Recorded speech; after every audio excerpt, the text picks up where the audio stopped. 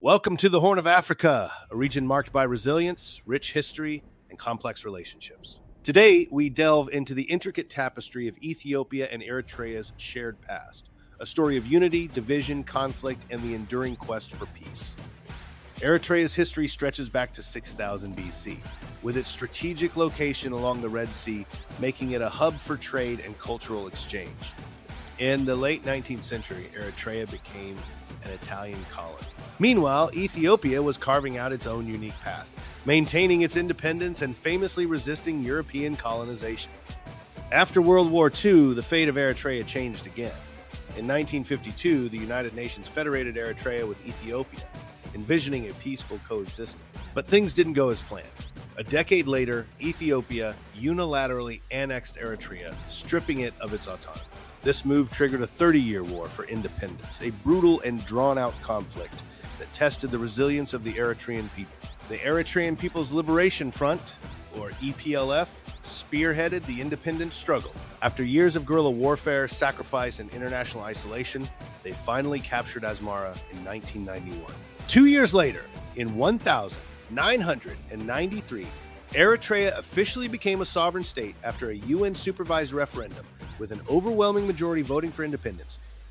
Following independence, Eritrea embarked on a bold project of self-reliance. The government focused on rebuilding the country, expanding education, and improving access to clean water and healthcare.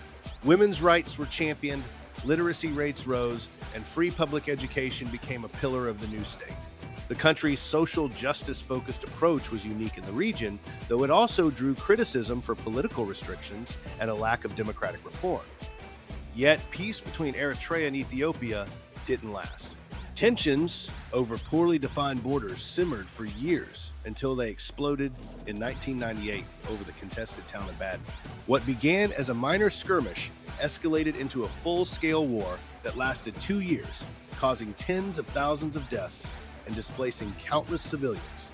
In 2000, both nations signed the Algiers Agreement, which called for a UN-backed border commission to determine the official boundary. The commission eventually ruled that Badme belonged to Eritrea, but Ethiopia refused to implement the decision, leading to a cold, bitter stalemate. A no-war, no-peace situation that dragged on for nearly 2 decades. Then, in a surprising turn, peace returned.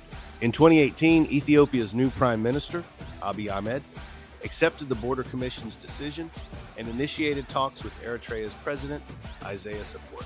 The handshake that followed marked a historic thaw in relations. Flights resumed, embassies reopened, and families separated for years were finally reunited.